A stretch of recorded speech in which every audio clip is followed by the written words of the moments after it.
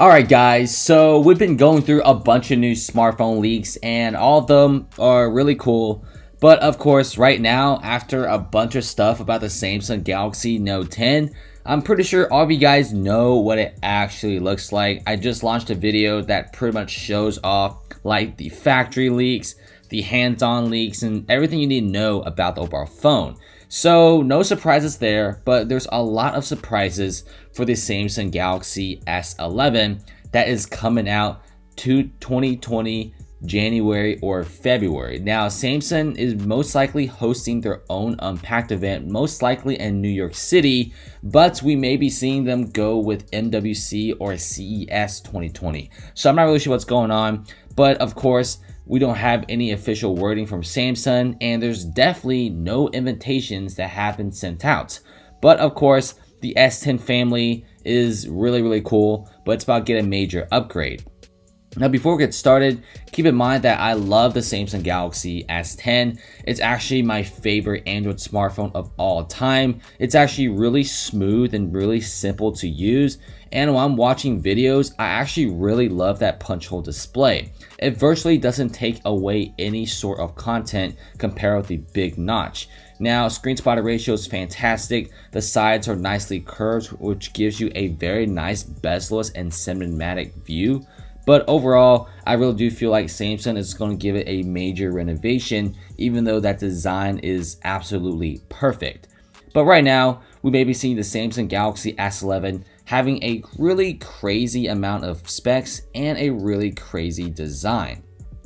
So given the pains that Samsung went through to achieve the OLED display piercing that returned the front-facing cameras, the Galaxy S11 is most likely not going with this design. Instead, they're going with something even better, which puts all the cameras and sensors under the display.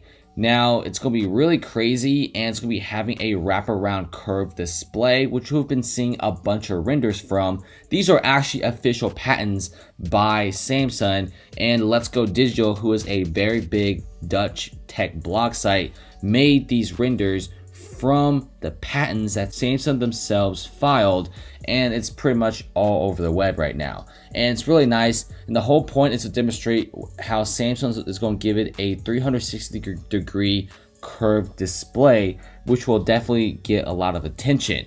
Now, since with all the sensors and cameras under the display, you're going to be getting a 100% screen spotting ratio. Top and bottom pieces of bezels are virtually non-existent. And will we be seeing a rotating camera on the Samsung Galaxy S11? Probably not. Will we be seeing a pop-up selfie camera? Probably not either. Samsung doesn't really like those sorts of technologies for the S series, so what they might be adding in is a sound on display, SOD technology, that will pretty much vibrate the whole display. You won't really feel it, but it will be giving you a good amount of sound, and it will be clear and crisp. The whole reason why they're doing this is, you know how when you take calls, there's that little speaker on the top of the phone? They're going to remove that so they can increase the screen spotting ratio. And how are you going to listen to people calling or videos? Well, the whole display is a speaker. Now, there's a video of the Samsung Display's booth. This is official by Samsung themselves, showcasing this sort of technology. Even the person who's showcasing the phone is saying that the Samsung Galaxy Note 10 is most likely going with this type of design, so there's no reason why the S11 isn't going with this design as well. Now, if you look at this image here, I actually presented this image like a year ago in my videos. This pretty much shows off the technologies that Samsung is doing for pretty much all the way up to the S12 and the Note 11. So you can see there is the FOD, the in-display fingerprint scanner, which is already out.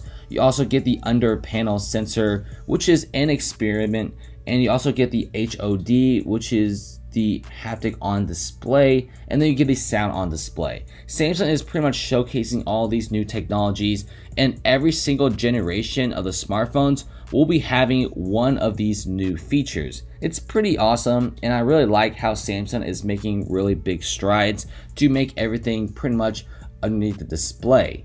Also, the biggest Samsung leaker out there, Ice Universe on Twitter, just said last year that sensors underneath the display is really immature right now. It's given some time, and this technology will be recognized in 2020, which is for the Samsung Galaxy S11. You can kind of see all the leaks pretty much going into a complete circle and then meeting back together. It's pretty nice, and Samsung will be making the Samsung Galaxy S11 extremely impressive. So pretty much there's still several months left of the year. We definitely will be seeing some official hands-on leaks once we hit fall of 2019. Now, if you pretty much look at all of these different renders, they look absolutely stunning. Credits to Phone Arena. It really does look totally bezel-less. The sides are nicely curved, very similar to Samsung Galaxy S10. Top and bottom pieces of bezels, well, they're like non-existent. This is a 100% screen to body ratio smartphone. You can see there are no speakers, there are no cameras on the very front. All of that is under the display, including the in-display fingerprint scanner for maximum security. So it's pretty nice. Also, the front cameras will be taking some really nice pictures, even though it's underneath the display. You can see the side buttons are nicely positioned. You still get the Bixby button, and it just fits perfectly in your hand. Any large display, it will be very, very small. Samsung is increasing the overall screen and decreasing the body. Alright, so we've talked enough about the design. Let's talk about some of the specs. So Samsung's processors are getting better and better, so are Snapdragon's, and also they have won the hearts of Qualcomm's management for the production of the Snapdragon 865. I wonder what those chips are for. It's definitely not on the Galaxy Note 10, it's on the Samsung Galaxy S11. So next year we definitely will be seeing major competition in the world of mobile processing units. It seems that both Exynos and Snapdragon will be done at Samsung's brand new 7nm production facilities. So it's going to be pretty nice, and the benchmark speeds will be absolutely crazy. Also, S11 will be the first S series smartphone that will be having complete 5G control, meaning that all of its lineups, even from the cheapest version, will be having 5G support. That is really cool. And also, Samsung's 5G modem supports a lot of different wavelengths, and it's less power consuming. It's really nice. The Exynos modem 5100 is really strong, and in my opinion, one of the best 5G chips out there. Qualcomm Snapdragon X55 5G modem chip is also really good. That will also be in the Samsung Galaxy S11, and it will be giving people a lot of great speeds. So cameras, we don't really see a lot of leaks for the cameras, but since with every single generation of the S and Note series, we saw huge improvements in the overall cameras, with the Samsung Galaxy S10 5G model scoring #1 on the DxO mobile charts, which is one of the best and biggest independent sites where they test mobile cameras. It scored extremely well, and it outscored the Huawei P30 Pro by like 1 point, because the front-facing cameras are slightly better, but you kind of get the idea. Samsung Galaxy S11 will be having some of the best cameras that you have ever seen. Dark mode, check. Great video stabilization, check. 4K videos, probably a big check as well. And the overall device will be really nice.